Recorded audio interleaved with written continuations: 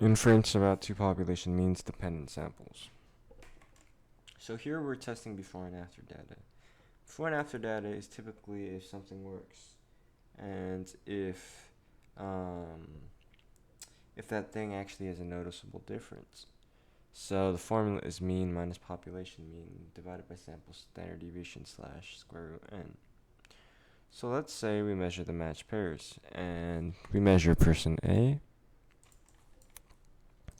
to be 120, B to be 130, and C to be 140. And after we see that this is one match pair, I mean it's technically not a match pair yet until we match it. And then the match pair comes when, let's say that they took this supplement and they each lost 10 pounds. So to calculate the mean loss, we just do 10 times 3, or 10 plus 10 plus 10 divided by 3, which just cancels out. And we have a 10-pound difference.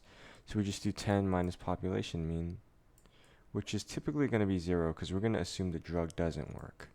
And that's because we don't know if it works. So the null hypothesis, or the population mean, should be that there should be no difference between the before and after weights.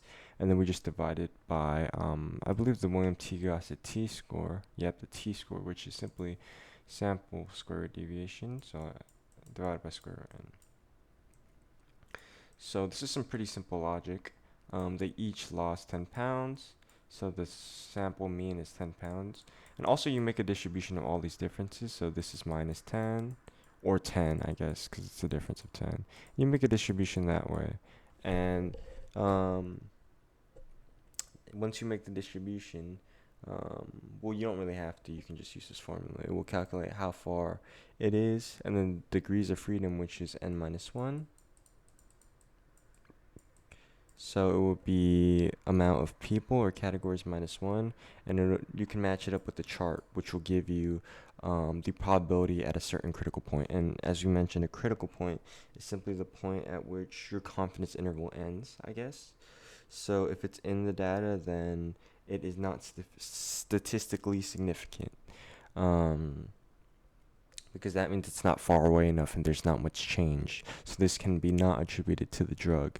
And of course, there are outliers, which is why we have the alpha score, which is basically the percent chance you can be wrong. So that's what that is. So we write the hypothesis, and the average difference is 0, which means it's two-tailed. And the average difference is 0 because we assume the drug doesn't work, or we assume there is no difference until we actually test and prove there's a difference. In logic, this is called the burden of proof. The person making the claim has the burden of proof. In a court case, we don't assume that the guy's guilty automatically. There's someone that needs to present the proof.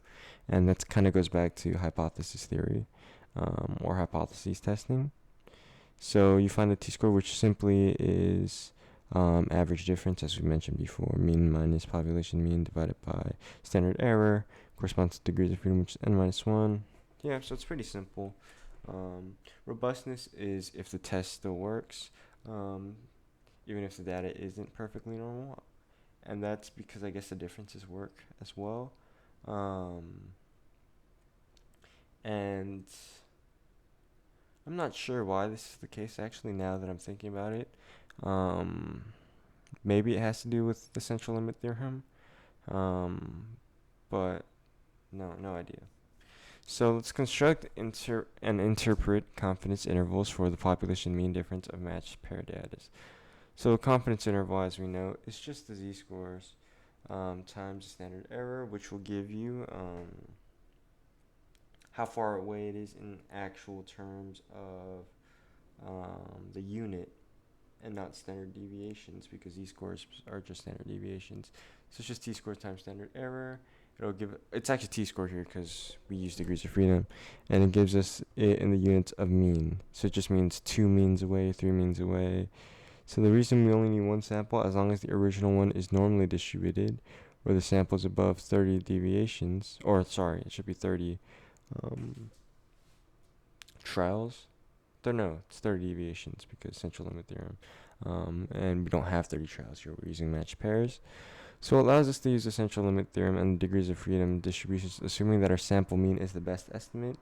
our sample mean is just going to be the sum means, the average of the summed differences. So we assume the population mean difference is 0, obviously, because we assume there's no change before and after. As I've explained before, we have to prove that the drug actually works. So, simply put, all you do is calculate the t-score, which is calculated by the average of all the differences. So mine is 0 because we assume there is no difference, because the drug doesn't really work as the null hypothesis. And if the p is greater, and I'm trying to use logic here still because I don't have it written down. So if p is greater than a, sorry, let's use the classical method. If the t-score is higher than the critical point, that means there is a difference, and that means the drug works. So if the t-score is higher than the critical point, then we assume the alternative hypothesis is true. And that's just simple logic. I mean, even I figured it out right now. So that's it.